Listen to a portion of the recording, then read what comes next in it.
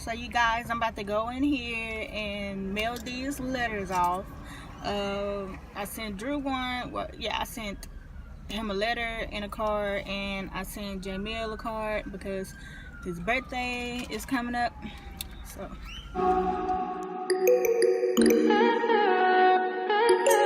Hi you guys. I'm really frustrated this morning. This video, I supposed to be putting this video up this morning, but due to technical difficulties, I don't know what was wrong. The video actually got deleted, and I accidentally deleted it. Like I had deleted it permanently, and I didn't know it was gonna affect it or whatever because I did my videos off iCloud. So I'm gonna keep this one short and simple. So once again, sorry for the late upload. Technical difficulty. So basically it's about three men: JK, Jamil, and Drew. It all started with JK. His sister had made a status about his birthday and things like that. How I knew JK, we used to stay across the street from each other in a hood called Beverly. And I was like 10, 11. I was 10 when we moved over there, and I was like 11 when I first like met him. So we was over there, little type of stuff. You don't know what love is at the time and stuff. So he was always in and out of juvenile, like he stayed in trouble and things like that. So I eventually had moved to Dallas, and we basically wasn't in touch anymore, in contact, no type of contact. He didn't have a Facebook or anything like that because I always searched for him on Facebook, and I never could find him on Facebook. So I constantly have a reminder of him and things like that. So back in 2017, August, on the day of his birthday, I thought he was probably like in county jail. I looked up the county jail, he wasn't there. So I was like, well, let me look up the state of Texas and see if he's there. And boom, voila, I found him. He was sentenced to 14 years, and during the time when I started talking to him, he already had served like 4 years. So I shot him, I wrote him a letter. He responded, and things just took off from there. My first visit with him was in October. I was nervous, but after that, like after I seen him, like it felt good. So I was just like, okay, this is gonna be my dude and stuff. I was like, cause I feel like I wasn't gonna wait that long for him, because I was like, you know, the max I probably had to wait for him to come home is 2 years. So I was like, I can do that, you know, and I can, it's fine. I mean, I was like, okay, I can do it. So I was going to go see him 2 times a month, every month. Never missed a visit. I always was there. We would constantly talk on the phone. We wrote letters. Eventually the letters got short because we was always on the phone. So it was real good. Eventually, you know, I fell in love with him. We was in love with each other. I was 100% loyal to him. I wasn't, you know, messing with anybody else. I was celibate, and everything was going good up until last year, 2018.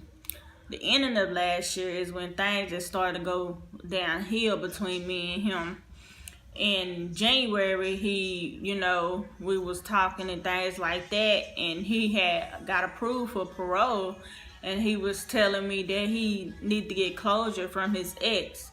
And my thing is, what you mean you need closure? He was like, he needed to tell his ex about me and things like that. I'm just like, why would you need to tell your ex about me? I mean, you haven't talked to this girl since 2013. So it was just a lot of things that wasn't sitting right, and I just had to do a lot of thinkings and stuff. And then we was constantly into it, constantly arguing and this and that. And I eventually was just like, well, damn, this man I really need to be with. So his plans was to parole to Dallas, and his plans was to come to Dallas and things like that. But like I said, that the argument just got worse, and I just decided that it probably wasn't best for him to come here, because that's what I say, he said a lot of things and it just made me question. I'm like, I don't waited a year and a half for you and things like that.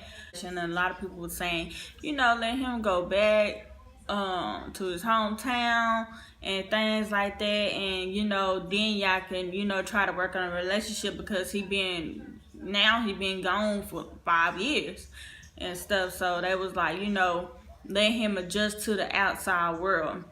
So I started thinking about it and I was like, okay, that might be the best decision. Well, then start thinking about, I think he need to be up here, because down there, like, he could probably easily get in trouble. Well, I have not heard from JK. He due to come home next month, which is June. I have not heard from him in the past month. And coming to find out, he done got in some trouble, and that's why he's not able to call or anything. And I'm just like, why would you be getting in trouble? Because he get in trouble, it's push back his classes, and he not gonna be able to come home in June. And I'm just like, all this time you've been good and stuff, and then boom, kumbaya, you in trouble. So I was like, I'm not gonna stress my mind over it. I'm not gonna stress myself, because I'm just like, hell, do you want to come home? Like, I mean, you've been doing good and things like that, but I really don't feel the same about him anymore. That's why I say it was a lot of words that were exchanged between me and him. And I mean, I was in love with dude. Nobody couldn't tell me nothing about JK. I didn't give a damn about what nobody had to say about me talking to someone in prison or nothing like that.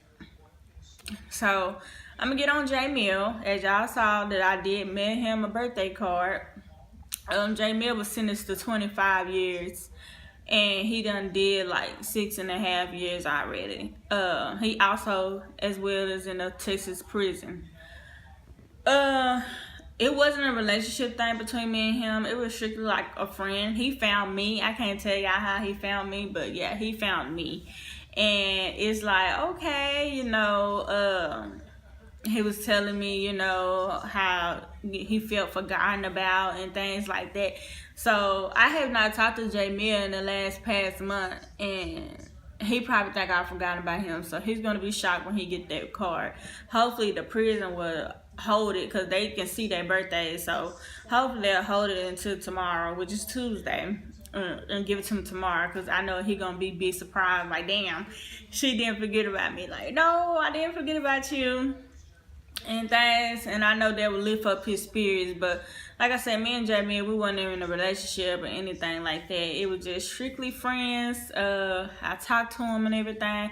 Never did put any money on his books or nothing. So we, that's the agreement. He also from the Dallas area, so when I moved and stuff, I told him he already knew where I was at and things like that. So it's just a friendship. I don't think I would cut out the friendship. I mean, I haven't wrote him or anything. I just sent him that card to just let him know that I didn't forget about his birthday, because he tells me that last year he didn't even get a birthday card. So I marked it in my phone to make sure I sent it to him, to let him know, like, I remember. So he's a good dude and stuff like that. With his charges aggravated, so like with the prison system, you gotta do half of your time. But the Texas, I don't know, they supposed to be voting on some bill to where they can get good time and things like that. So hopefully that comes through, because I think I think that he done learned his lesson as well.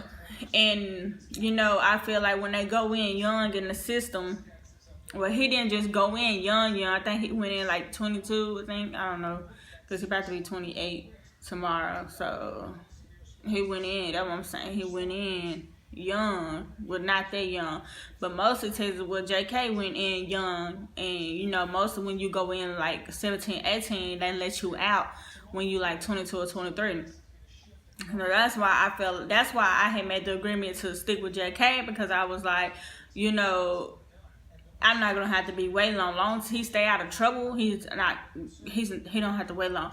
And I made sure that he had money on his books and things like that, and his behavior had completely changed. Like when I went up there, they would tell me like how his behavior done changed and things, and I'm like, yeah, because I'm not gonna play no games with him. You gonna get your shit together, or I'm not gonna be here. And that nigga got his shit together because he knew that I wasn't playing no games with him. I want to talk about Drew, how he came into the picture when I lost my apartment and I went to go stay with my mom, and it was her boyfriend. They was partners, you know, they was homeboys and stuff. They was cool and everything like that. So that's how I met him. I remember the first day I was walking, because I didn't have a car yet. I was walking through the gates and he was in the apartments. He was like, hey, and I mean mugged him. And I'm like, who? I'm like, because I was on the phone, I'm like, some nigga saying hey to me and stuff. So I was like, what the hell? So I went up the stairs or whatever. The next thing you know, he walking, he coming up towards the stairs, and he was like smiling and stuff to me. So you don't remember me? And I was like, no. And he was like, I'm Drew. I was in there in the house.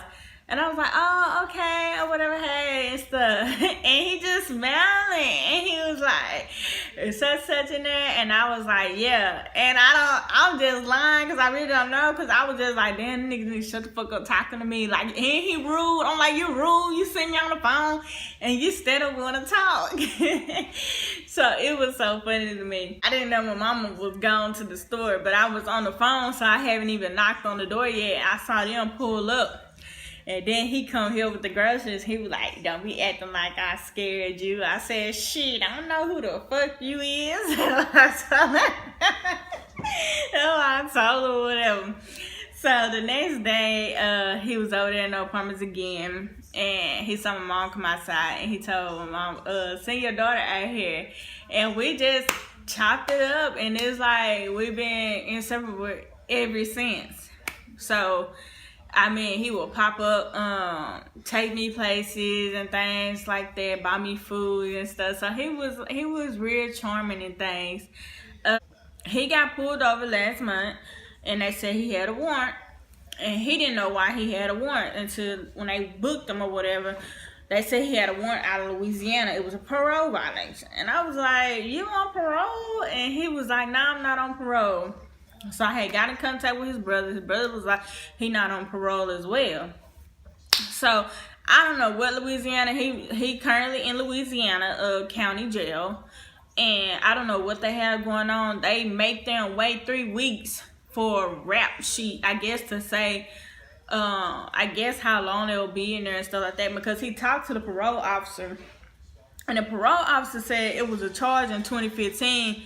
And it stopped his time. And I'm just like, why the hell would they dismiss you and your time was stopped in 2015? That should never have dismissed you or whatever. So it's crazy, and I feel like it's on their end. It's they mess up, because I'm just like, y'all didn't do y'all part. Now y'all want to wait, which I had to go through paperwork or something like that, audit or something to see. You know, I don't know what it is. It's a small town in Louisiana, so I don't know what the case is. We waiting to see what's going on. I don't have no low self-esteem or whatever. I feel like that I can't get a dude out here or anything like that. It's nothing like that, because these dudes out here, they really worse. they really are. Most of them just want to come move in with you, just want to have sex with you, and that's it. They really not about building a bond or a foundation, you know, building together, being a family and things like that. They really not. And I don't feel like wasting my time with them at all. But me and JK, I did see a future with us. But I really don't see a future no more, because it's different now. The feelings are different. It don't have anything to do with Drew. Talk to Drew. When we first started talking, me and JK was basically like broken up. Yeah, we basically called it quits. And then boom, he come into the picture and things like that, and it just changes things and everything. So I mean, it's nothing. I'm just like, JK, just, go. We probably can remain as friends, probably not. It's just a lot. And with J Mill, he'll hear from me when he hear from me, to remind him that, hey, I ain't forgot about you.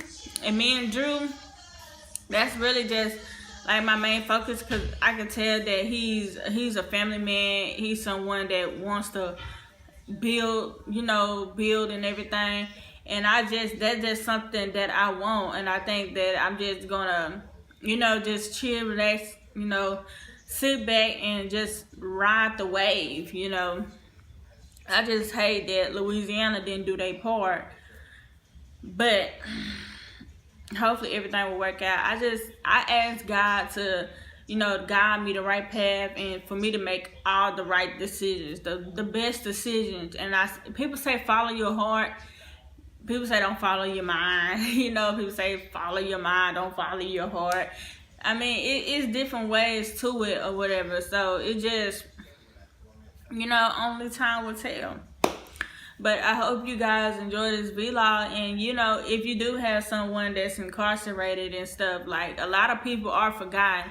And the reason why I feel like I connected with, JK and then J Mill, because I feel like we share some of the same pain. We've been forgotten about, and I don't even have to be locked up in the system. And I just felt that. That's how I was able just to communicate with them. And I pick up their phone or write their letter towards them, to let them know, hey, I remember, and things. And that's why I said it didn't have nothing to do with low self-esteem or anything like that. It just simply just, we had something in common, basically. So, like I said, thank y'all for whoever watched this vlog. Like, share, comment, subscribe. I also want to say shout out to 2 new subscribers. I saw I got 2 new subscribers. So, hey, welcome to the family. And I hope you guys continue to watch. So, I will holler at you guys later.